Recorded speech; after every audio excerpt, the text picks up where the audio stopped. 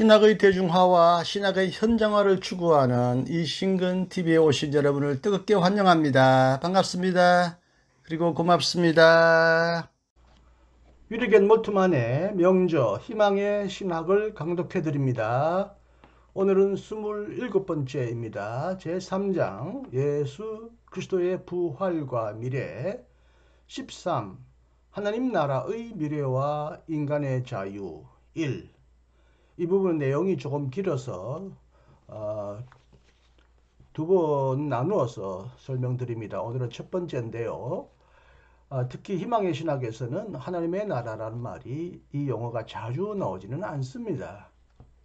그렇기 때문에 이 13은 몰트만의 하나님 나라의 신학을 이해하는 아주 중요한 내용이기 때문에 이 부분에 대해서는 특히 제가 좀 상세하게 해설과 보충 설명을 해 드리겠습니다.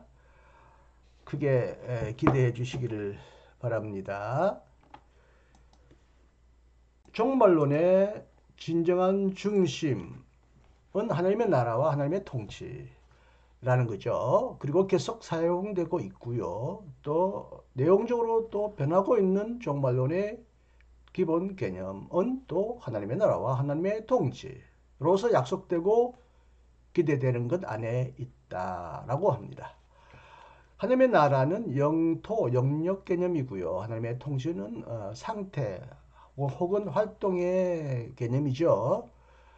신약 성서에는 하나님의 나라, 하늘나라라는 용어가 전면에 나오지만 구약 성서에서는 하나님의 나라라는 말보다는 하나님이 다스리신다, 하나님이 통치하신다라는 통치 개념이 훨씬 더 자주 나옵니다. 그러나 이 둘은 결국 하나의 내용입니다. 단 나라는 영토, 영역을 의미하는 것 같고 통치는 상태 개념입니다. 하나님의 나라는 하나님이 통치하시는 곳에서 일어나고 하나님의 통치하는 그곳이 하나님의 나라라는 뜻이겠죠. 분명히 이미 이스라엘의 초기 시절부터 희망은 야훼의 통치의 약속 위에 세워졌다. 그의 영광은 그의 현실적 역사적 통치 안에서 드러난다. 그는 자신의 약속을 신실하게 그리고 힘있게 성취하심으로써 자신의 진정한 모습을 드러내신다. 즉 야훼는 자신을 하나님과 주님으로 드러내신다.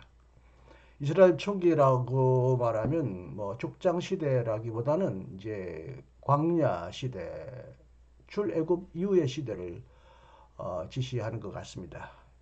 광야 시대에 하나님은 희망의 하나님으로서 야훼는 미래로 이스라엘 백성을 인도해 가시는 약속의 하나님으로서 그분의 다스림, 통치 속에서 하나님의 진정한 본질을 하나님은 드러내셨다는 것입니다. 약속은 하나님과 함께 보편적으로 이제 엘이라고 하는 추상적인 이제 우리가 하나님이라고 일컫는 보편적인 개념 엘 하나님이라는 말과 함께 이제 주라는 말은 헤어 영어로 로드인데요. 한 가정이나 국가의 최고 통치자를 의미했죠. 독일 말로 헤어입니다. 다스린다 할 때는 헤르셴이라고 그러고요. 통치를 헤르샤프트라고 그럽니다. 헤르샤프트가 하나님의 통치라는 개념이고 또 하나님의 나라와 같은 개념으로 독일어로 쓰이고 있습니다. 그의 백성, 즉 야훼의 백성과 인간, 그가 창조하신 모든 것이 구원과 평화, 행복과 생명, 즉 그들의 진정한 모습, 참된 모습, 이것은 구원과 평화, 행복과 생명인데 이 모습에 이르기를 바라는 기대, 바람, 희망은 하나님의 통치의 기대와 결합되어 있다. 하나님이 통치하실 때, 하나님의 통치가 완전히 이루어질 때 이 땅에 참된 완전한 구원과 평화, 행복과 생명이 이루어진다는 것이 중요한 구약 성서의 신앙 고백 내용이라는 거죠. 그의 통치에 대한 믿음은 야훼는 왕이시다라는 고백 가운데서 표현되어 있다. 삿사기 8장 22절에 이제 이스라엘 백성이 왕을 세우느냐 마느냐라고 이제 그렇게 논쟁하고 우리에게도 왕을 세워달라고 이스라엘 백성들이 조르면서 결국 이스라엘 백성은 왕 없이 사는 부족 연맹 가운데서 살아가다가 왕을 세우는데 그 기간 동안에 야훼가 왕이시라는 고백을 하면서 또 이 땅에 야훼를 대신하는 대리하는 왕을 세우게 되는 과정이 나타납니다만은 야훼가 왕이시다라는 이 신앙 고백은 특히 시편에서 야훼 대관 시편, 야훼 왕권 시편이라고 하는 여러 시편 가운데서 자주 나옵니다. 야훼는 임금이시다, 우리를 통치하신다, 다스리신다. 창조 만물과 역사를 주관하시고 다스리시는 분이라는 고백이 자주 나옵니다. 이스라엘 부족의 유목 시대로 되돌아가면 이제 유목 시대로까지 이제 소급해 가봅니다. 우리는 다음과 같은 생각을 접하게 된다. 야훼는 자신의 백성을 앞으로 이끌고 가시는 인도자이다. 야훼는 목자로서 인도하시고 지시하시고 길을 가리키시고 또 어떻게 하라고 조언도 주시고 자신이 원하시는 미래를 약속 가운데서 보여주심으로써 야훼는 이스라엘 백성을 통치하신다. 이것은 마틴 부버의 책 케닉 툰 고테스라는 책에서 인용했네요. 1936년에 마틴 부버가 쓴 책이고요. 저도 독일에서 이 책을 복사해 왔는데 이 책이 한국에 소개되지 않은 것이 아쉽습니다. 나와 너라는 유명한 책으로 알려진 마틴 부버 유대교의 신학자라고 그럴까요? 이 신학자는 일찍이 하나님의 왕권이라는 책을 써서 비록 유목시대는 하나님을 왕이라고 고백하는 그런 고백은 나타나지 않지만 결국에는 족장들을 인도하시고 지시하시고 이끌어가시고 미래를 보여주시는 약속을 통해서 미래를 보여주시는 그런 행동을 통하여 하나님은 실제적으로 왕과 같이 통치하시는 분이다. 그래서 마틴 부부는 하나님의 왕권 신앙, 통치 신앙을 유목시도로까지 소급해서 설명해 보았습니다.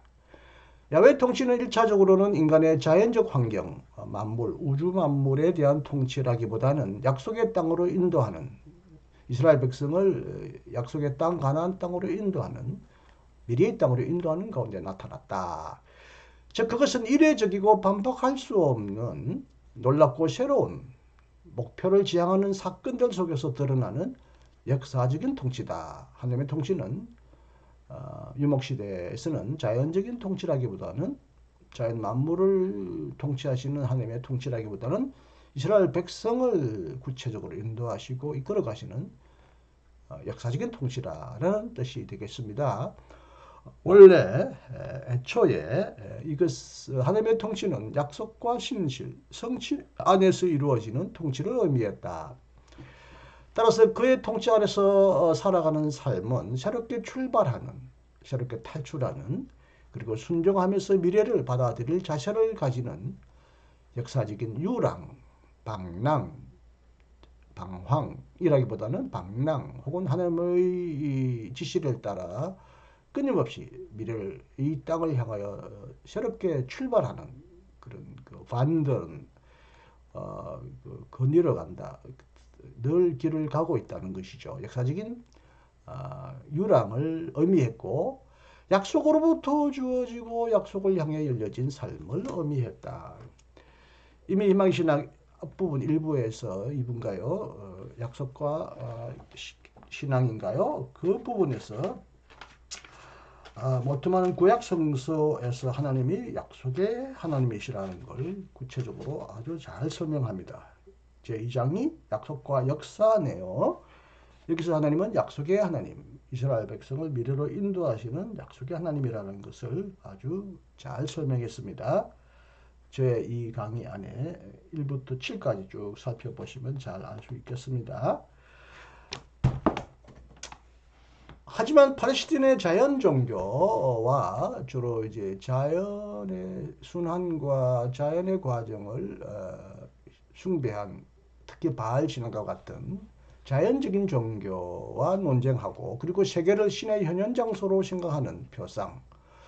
이스라엘 백성은 하나님이 어떤 하나의 특정한 장소에 현현하시더라도 그것에 머물지 않기 때문에 늘 이동하시는 하나님으로 이해되었다면 이제 팔레스틴 땅의 신들은 특정한 장소에 거룩한 장소에 나타나서 늘 거기에 머무는 어떤 장소를 숭배했고 거기에 성소를 지었습니다. 이런 이른바 유목민의 하나님, 길을 인도하시는 이동하시는 하나님과 땅에 종속되어 있는 종속적인 땅에 국한되어 있는 어떤 특정한 장소에만 현현한다고 믿고 거기에 성소를 세우고 예배를 드리는 이방 팔레스틴 종교와의 대결 가운데서 창조신앙과 연자적인 종말론과 또한 연결되면서 원래는 이제 앞부분에서 설명드렸습니다만 하나님의 통치는 자연환경, 창조에 대한 통치보다는 이스라엘 백성에 대한 하나님의 통치를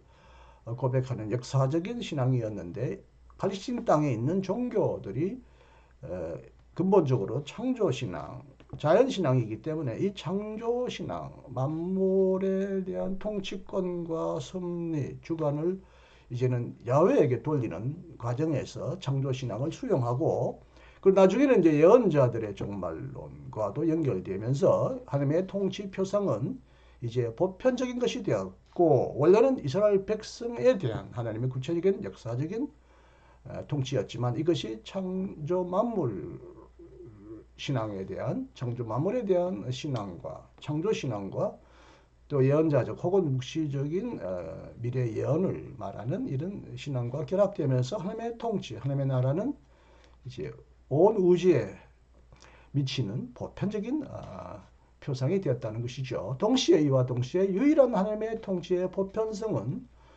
이제 종말론적인 것으로 이해되었다.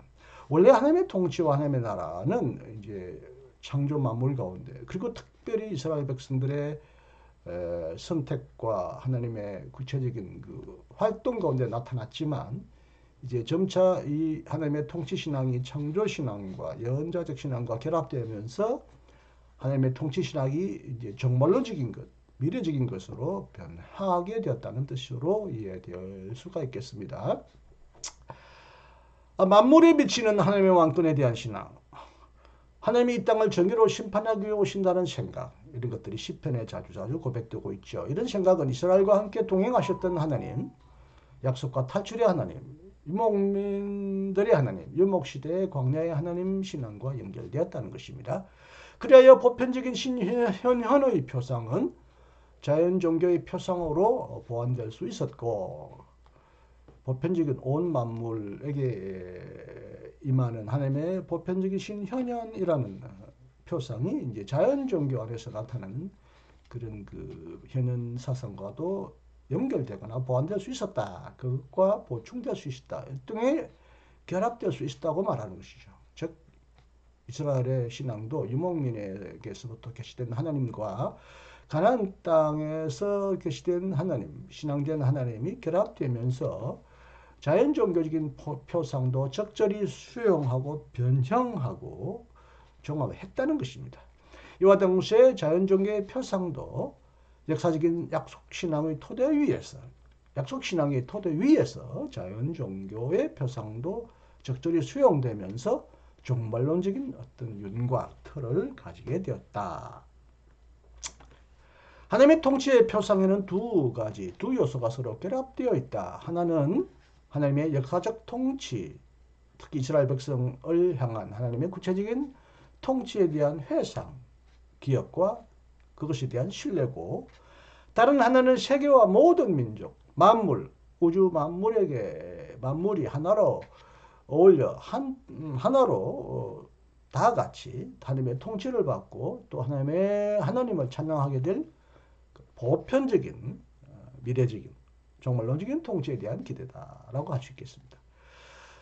그런데 이제 마치 첫 번째 표상이 역사적 하나님의 통치 신앙이 이스라엘 민족적 한계 안에서만 이루어졌고 두 번째 만물과 온 세계에 임하는 보편적인 우주 신앙은 두 번째 표상의 이제 보편적인 통치죠. 보편적인 통치 사상을 두 번째 표상 다시 말씀드리면 다른 하나 세계와 모든 민족 만물이 어울려 하나님의 통치를 받는 그런 표상이 이것은 보편적이다. 즉 이스라엘 민족의 원래적인 가나안 땅에 입주하기 이전에 유목민 시대 때 경험했던 하나님의 통치 신앙과 이제 이스라엘 백성들이 팔레스타인에 들어간 이후에 그리고 그 이후부터 믿었던 확장된 보편적인 하나님의 통치 신앙이 서로 다른 듯이 서로 전혀 다른 내용을 안고 있는 듯이 그렇게 완전히 구분 혹은 분리할 수 없다고 모두하는 말합니다.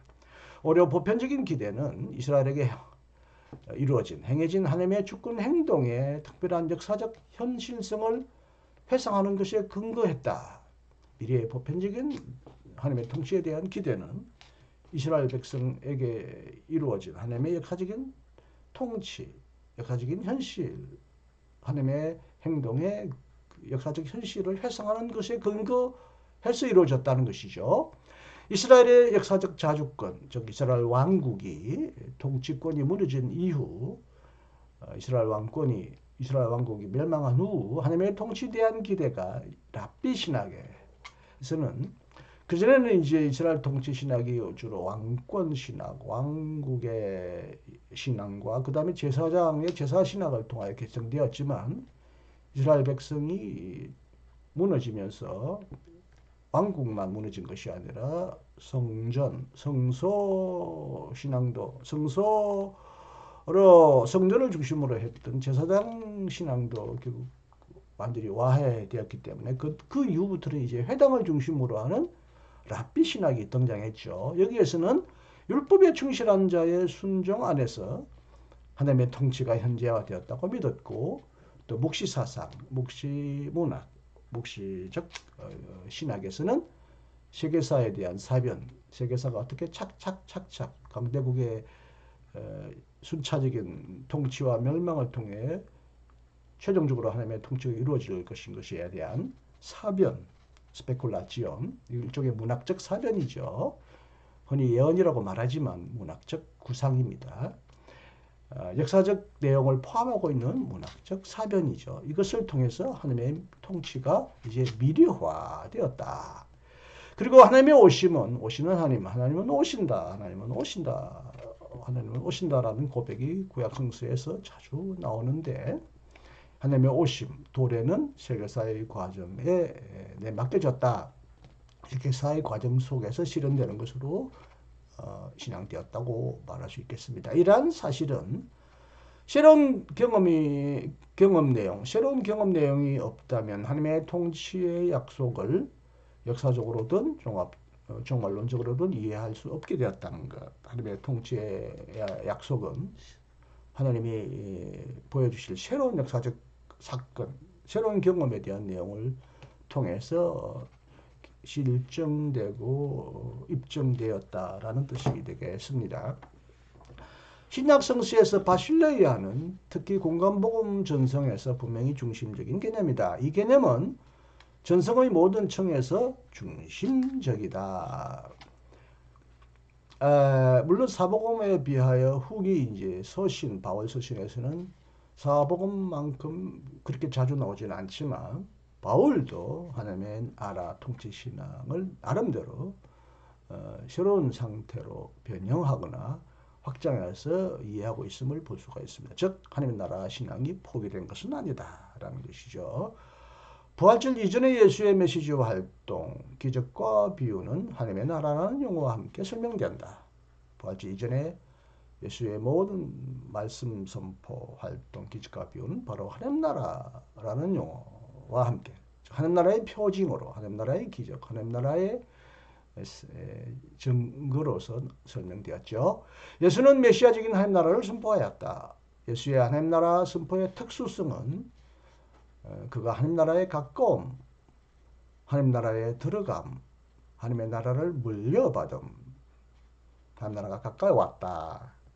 그리고 하나님 나라에 들어간다. 비록 하나님 나라가 가는 곳이 아니라 하나님 나라가 가까이 왔다. 가까움이란 말은 하나님 나라가 가까이 왔다라는 뜻이지만 옴으로써 결국 인간은 하나님 나라에 들어갈 수 있다고 예수님은 표현했죠. 그리고 심지어 하나님 나라는 마치 유산처럼 선물처럼 너희에게 주기를 기뻐하신다. 하나님은 너희에게 믿음이 적은 자들아 왜 두려워하였느냐. 아버지는 그의 나라를 너희에게 주시기를 기뻐했다라는 의미에서 하나님 나라를 통치를 인간에게 선물로 준다는 표상도 있죠. 하나님 나라가 가까이 왔다. 그리고 하나님 나라에 들어간다. 그리고 우리가 하나님 나라를 받는다라는 이것은 예수의 인격에 대한 결단과 태도와 결부되었다. 이제는 하나님 나라에 대한 신앙, 하나님 나라에 가까움, 들어감, 물려받음은 예수님을 인격적으로 받아들이고 예수님을 주라고 믿는 그런 신앙 고백, 결단과 태도와 연결되어서 이제 하나님 나라는 그리스도의 주되심의 신앙과 연결되었다는 것이죠. 하나님의 나라의 미래는 그 자신, 예수의 현재적인 비밀과 직접 결합되었다. 이것은 다음과 같이 이해될 수 있다. 예수는 오고 있는 하나님 나라의 마지막 예언자로서 자신의 메시지를 듣는 사람들의 결단을 마지막 최종적인 하나님의 심판 앞에서 최종적으로 도래할 하나님의 나라 앞에서 이루어져야 될 결단으로 설명했고 바로 그런 의미에서 그런 결단을 종말론적인 결단, 궁극적이고 최종적인 결단으로 규정하였다. 이것은 또한 하나님의 나라 전성의 변형으로도 이해할 수 있다. 트랜스포메이션, 하나님 나라의 전성이 이제는 구약에서부터 예수 시대까지 내려온 하나님 나라의 전성, 전통이 하나의 이제 예수님 안에서 독특하게 변형되었다고 하는 것이죠. 그렇다면 예수는 하나님 나라의 선포의 실존적인 의무에 집중함으로써 하나님의 나라가 도래하는 시간과 그 역사적 정황을 묻는 묵시적, 사상적, 묵시신학적, 묵시문학적 질문을 극복했다고 할 수 있다. 콘첼만, 여기에 이제 사진이 나옵니다. 비교적 젊은 얼굴로 나오네요. 묵시사상적 질문, 묵시문학적 질문은 하나님 나라가 정해진 시간에 따라 착착착착 그 왕국이 무너지면서 최종적으로 하나님 나라가 마치 산술적으로 정해진 운명처럼 기계적으로 온다라는 어떤 그런 앞에서 표현한 대로 뭐 어떤 사변적인 어떤 표현 형태로 표현되었다면 예수님은 하나님 나라가 가까이 왔다 회개하고 하나님 나라를 믿으라고 하는 하나님 나라의 종말론적인 최종적인 도래 앞에서 인간을 결단 앞에 세우고 그 결단 하나님 예수님을 통하여 가까이 온 하나님 나라를 믿느냐 믿지 않느냐에 따라서 최종적인 궁극적인 심판 결정이 이루어진다는 것처럼 실존적인 의미, 개개인이 하나님 나라를 구체적으로 여기서 받아들여야 할 것을 예수님은 요구했다는 것이죠. 이건 콘철만인데 콘철만도 알게게라고 독일에서 유명한 그 신학 사전입니다. 알게게라고 그러죠. 레르기온 운드 게시테인데 뭐죠? 알게게 레르기온 종교와 운드 게시테 역사 인 레리기온 종교 종교 안에 나타난 아닙니다. 걔가 종교가 아니죠. 렐리기온 운트 게시테 인 정확히 잘 모르겠네요. 제가 옛날 이 책을 가지고 있다가 후배한테 주고 말았는데 유명한 백과사전 아를게게의 3판에서 인용했는데 이 주제가 라이히코테스 하나님의 나라라고 하는 제목으로 쓴 콘철만의 내용을 몰트만이 여기서 인용하고 있습니다. 예수는 자신의 시간을 마지막 결단의 시간으로 선포함으로써 하나님의 나라에 관한 묵시사상적 표상을 스스로 탈신화화했다. 탈신화화, 우리가 탈신화화하면 흔히 여기 이제 그 밑에 이제 불투만이 나오지만 불투만 연상하잖아요. 불투만은 성서에 나오는 모든 기적이나 묵시적인 어떤 표상은 고대의 사람들의 어떤 세계관에 근거한 과학 이전의 시대의 어떤 세계관에 근거한 것이고 그래서 그것을 이제는 현대인에게는 다 벗기고 그 안에 있는 캐리그마를 건져야 한다라고 말하면서 성서에 나오는 어떤 역사적 예언이나 어떤 사건들을 신화적인 것으로 벗겨버리고 그 속에 있는 핵심적인 내용을 우리가 믿어야 한다고 말했는데 이 말은 콘철만의 말을 이어서 몰트만이 말하는 것 같지만 이거는 사실은 지금 밑에 나오는 불트만의 내용을 여기서 몰트만이 지금 인용하면서 신약 성서의 신학, 불트만의 유명한 책 신약 성서의 신학에서 인용한 것인데요. 여기부터 즉 컨철만 이후부터 이것은 지금 불트만의 얘기입니다. 예수는 자신의 신학 시간을 마지막 결단의 시간으로 선포함으로써 하나님 나라에 관한 묵시 사상적 표상을 스스로 탈신화했다. 이것은 몰트만의 주장이 아니라 불트만의 주장입니다. 그리하여 그는 하나님의 나라의 표상을 실존적으로 활성화했다. 제가 여기다가 이제 불트만의 글을 파랗게 색칠하여 따로 인용문처럼 분리했지만 원래 책은 연결되어 있어서 이게 분리된 책이 아니다. 즉 앞부분부터 예수는 자신의 시간부터 여기까지는 불트만의 문장을 인용한 것이라는 걸 여러분에게 확인해 드림으로써 여러분이 오해와 착각을 하지 않기를 바랍니다. 몰트만이 말한 주장이 아니라 불트만의 주장입니다. 다시 불트만의 중요한 주장을 따옴표에 넣어서 볼트만이 설명합니다. 종말론적인 선포와 윤리적인 요구는 다 같이 사람에게 그가 하나님 앞에 서 있다는 사실, 하나님이 가까이 계신다는 사실을 가르친다.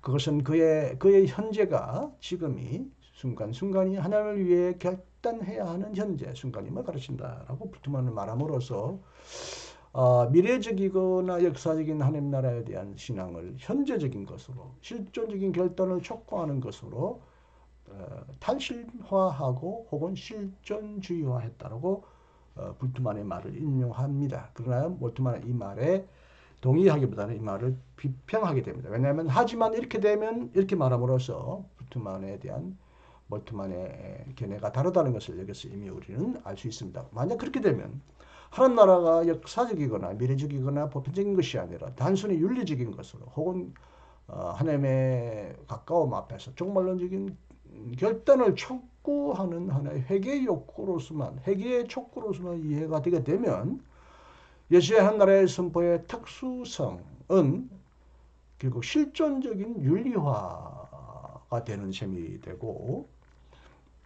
실존적인 윤리화 때문에 모든 우주론적, 묵시사상적 표상,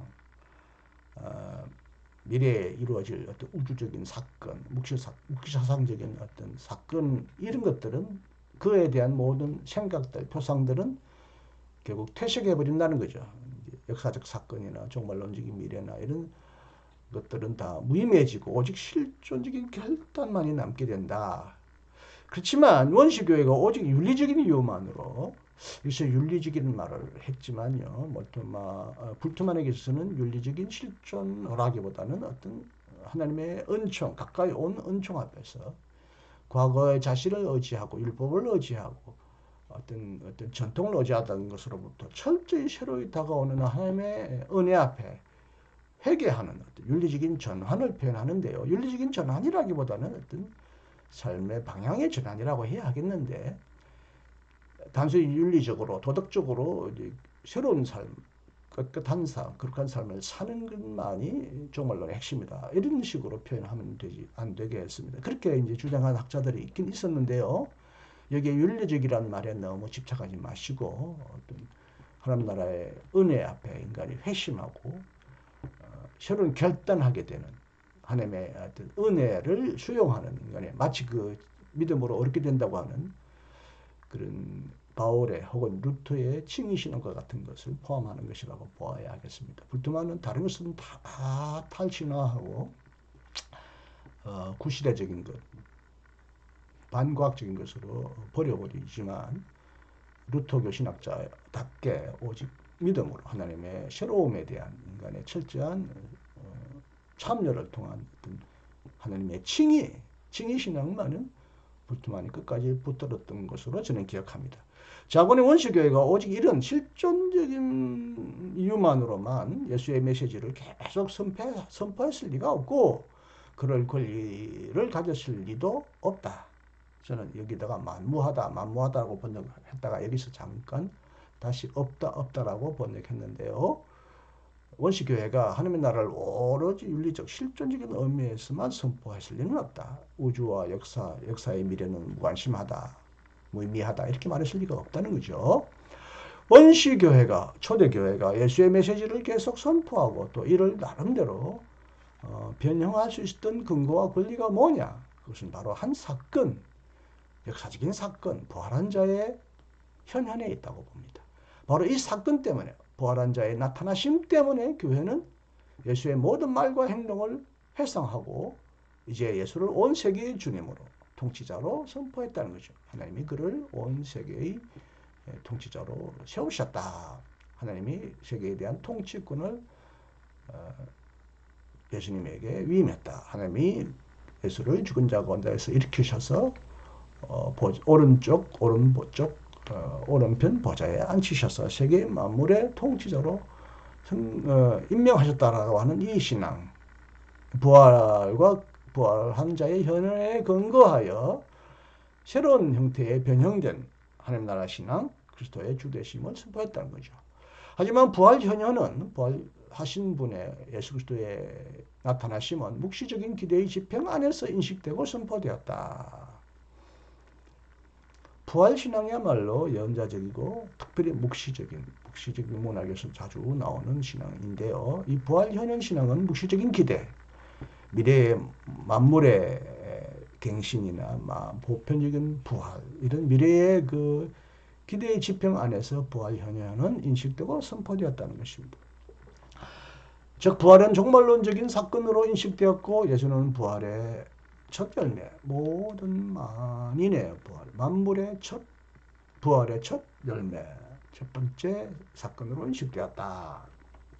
하나님이 십자가에 달린 자를 일으키신 사건으로부터 생겨난 예수 이해 때문에 교회는 예수의 말과 행위로부터 생겨난 하나님 이해와 하나님의 나라 이해를 당연히 회상할 수밖에 없었다. 그러므로 임박한 하나님 나라에 관한 예수의 선포가 지니고 있는 종말론적인 결단의 성격은 십자가에 달렸다가 부활한 자에 관한 선포가 지닌 결단적 성격으로 당연히 마땅히 옮겨질 수밖에 없었다.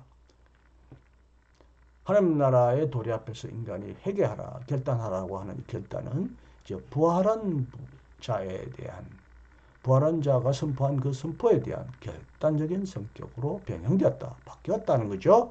하지만 이를 통해 하나님 나라 선포는 새로운 묵시사상적인 특징을 갖게 되었고 인자와 같은 메시아적, 묵시사상적, 묵시신학적, 묵시문학적 그리스도 칭호들과 결합될 수 있었다. 예수의 하나님 나라 선포와 교회의 그리스도의 나라 선포 사이의 불연 속성은 바로 여기서 비롯한다. 알버트 슈바이처는 바로 이를 다음과 같이 의미심장하게 표현했다. 예수는 하나님 나라를 선포했지만 교회는 그를 선포했다. 흔히 이제 알프레드 로아신가요? 프랑스 신학자들은 긍정적인 의미에서 이렇게 말했죠. 예수는 하나님 나라를 선포했지만 그러나 온 것은 하나님 나라가 아니라 교회였다. 이게 이제 부정적인 뜻이 아니라 당연히 교회가 올 수밖에 없었다. 하나님 나라의 선포에 이어 교회가 당연히 와야 했다는 뜻으로 설명했는데요. 슈바이처는 왜 예수는 하나님 나라를 선포했는데 교회는 이제는 하나님 나라가 아니라 예수를 선포했느냐라고 말하면서 이 예수의 선포와 교회의 캐리그마 사회를 극명하게 이렇게 분리하면서 갈등을 야기했다고 보죠. 하지만 이런 불륜 속성이 존재하는 것은 정당하다, 옳다라고 몰트만은 말합니다. 교회는 예수의 자의식, 자기의식, 자신을 의식하는 자의식 혹은 예수의 자기 이해를 개성한 것이 아니라 개성하기보다는 예수가 하나님 나라 가까이 왔다, 하나님 나라를 믿으라고 하는 예수의 선포나 자의식보다는 예수가 지금 누구인지를 선포하려고 했다. 하지만 이것은 정말 즉 십자가와 부활 현현 때문에 생겨난 것이다. 원시교회가 예수의 자기 이해, 자기 의식, 예수의 선포보다는 예수가 누구인지를 선포한 것은 예수의 십자가와 부활 이후에 나타난 예수의 현현 때문에 일어난 것이라는 거죠. 교회의 그리스도론적인 발언의 근거는 예수의 자기 이해가 아니라 예수가 자신을 어떻게 이해했느냐가 아니라 십자가와 부활을 통해서 예수에게 무엇이 일어났는지, 예수에게 일어난 사건이 이제는 교회의 선포의 근거가 되었다는 것입니다. 예수의 죽음과 부활은 역사적 예수와 원시교회의 그리스도론 사이의 불연속성을 나타낸다. 역사적 예수와 흔히 교회의 케그마를 이렇게 연속적으로 보거나 불연속적으로 보는 분들이 있는데 볼트만은 이건 불연속성이 있다는 것입니다. 이런 면에서 그는 볼트만의 설명을 어느 정도 수용합니다. 역사적 예수는 하나님을 선포했지만 원시교회는 그리스도를 선포했다는 거죠. 하지만 부활하여 나타난 자가 다른 존재, 다른 인물이 아니라 바로 십자가에 달렸던 바로 그 예수라는 사실에 그의 동일성, 불연속성과 함께 연속성, 동일성, 이덴티텟 혹은 다른 말로 그의 정체성이 놓여 있다.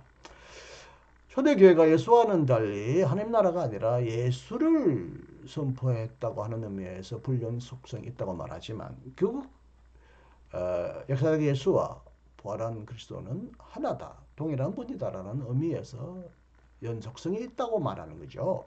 이 동일성은 또한 역사적 예수로 이어주는 다리가 되고 예수의 선포와 활동에 대한 역사적 회상의 근거와 계기가 되었다. 이와 같은 회상은 원시교회의 복음 전달 과정에서 수많은 부활 열광주의와 성령의 열광주의로 말미암아 흐려질 수도 있었다. 부활의 열광주의, 성령의 열광주의, 특히 고린도 교회의 열광주의적인 그리스도인을 암시합니다. 이미 이제 그리스도는 부활했고 성령 안에서 완전히 오셨다. 이미 하나님 나라가 성취되었다라고 하는 이런 열광주의로 말미암아 하나님 나라에 대한 회상과 예수 그리스도에 대한 믿음, 신앙 고백이 흐려지거나 혼돈을 겪을 수도 있었다고 말합니다.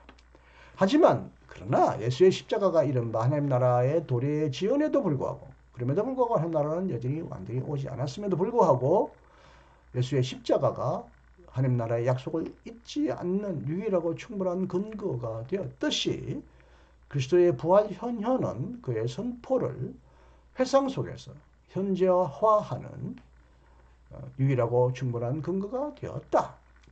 여기서 복음서의 기록은 부활신앙을 환상적으로 거꾸로 투사한 것이라는 비난을 받을 이유가 없다. 복음서의 역사적인 예수에 대한 기록은 부활신앙을 거꾸로 환상적으로 투사하여 기록한 것이라는 비난은 옳지 않다. 복음서가 예수를 회상한 것은 부활 현현으로 말미암아 생겨난 예수의 미래에 대한 기대 때문이다. 그리고 복음서는 이 땅에 왔던 예수를 그의 미래의 빛 안에서 설명한다. 부활과 함께 그의 미래에 대한 희망도 일어났다. 이와 같은 희망이 역사적 회상과 역사적 발견의 강력한 동기가 되었다는 사실은 의심할 나위가 없다. 예수가 참으로 누구였고 또 지금도 누구인지는 예수의 자기 이해, 자기 의식, 예수의 자기 이해로부터 열려진 것이 아니라 부활과 함께 믿게 되고 희망하게 된 그의 미래에 대한 이해로부터 열려졌다. 예수의 정체성을 확인하려는 욕구가 일어난 것, 예수가 누구인지를 정확하게 알려고 하는 욕구가 생겨난 것도 죽은 스승을 그의 죽음의 빛 안에서 회상한 것이 아니라 부활을 경험했기 때문이다. 오직 부활한 자와 십자가에 달린 자의 수수께끼와 같은 변증법적 동일성만이 원시교회의 그리스도론과 예수의 메시지 자체의 연속성을 받아들이도록 요구한다. 부활한 자와 십자가에 달린 자의 변증법적 동일성, 이것이 바로 역사적 예수와 초대교회의 케르그마 즉 그리스도 사이의 연속성을 보장한다는 겁니다. 예수의 자의식은 예수를 계속 의식하도록 요구하지 않는다. 하지만 예수에 관한 의식은 자의식 아닙니다. 예수에 관한 의식, 예수에 관한 초대 그리스도인의 의식, 생각은 자신이 예수의 자식과 영속성을 갖는지 묻도록 요구한다. 그럼에도 불구하고 그리스도인의 예수 그리스도에 대한 인식은 예수가 자기 자신을 이해한 것과 연속성이 있는지 없는지도 당연히 묻게 한다는 것이죠. 하지만 만약 예수의 부활이 그리스도교회의 하나님 나라의 선포에 속한다면 우리는 더 이상 그의 선포의 실존적 의미에만 집중할 수 없고, 이것은 루돌프 불트만에 대한 비판입니다. 그 선포를 윤리적으로 실존적으로 윤리화할 수도 없다. 예수의 선포를 단순히 윤리적인 변화로 해결로만 국한할 수도 없다. 오히려 묵시사상, 묵시문학이 그랬듯이 우리는 희망과 약속의 보편적인 지평을 만물에 이르기까지 넓혀갈 필요성을 갖게 된다. 예수의 부활로 말미암아 이루어진 미래에 대한 기대는 단순히 실존적 윤리적인 변화, 해결로만 국한할 수 없고 그것은 보편적인 만물에 이르는 하나님의 통치에 대한 기대로까지 확장되어야 한다는 거죠. 예, 오늘은 좀 설명이 길었네요. 워낙 중요한 하나님 나라 신학이고 이것이 한희망의 신학에서 가장 중요한 내용 중에 하나라고 보아서 이 부분은 제가 특별히 읽기만 하지 않고 나름대로 해설해 드렸는데요. 충분한 해설이 되었을지 잘 이해하셨을지는 모르겠네요. 궁금하신 분은 이 책과 더불어 하나님 나라 신학이 어떻게 예수에게서 초대교회까지 선포되고 이어지거나 불연속성 가운데서 연속성을 유지했는지에 관한 그런 책들을 참조해 주실 수 있기를 바랍니다. 자, 다음에도 역시 하나님 나라에 관한 모트만의 주장이 이어집니다. 계속 기대해 주시고 또 기다려 주시기 바랍니다. 함께 해주셔서 감사합니다. 안녕하십시오. 이신근이었습니다.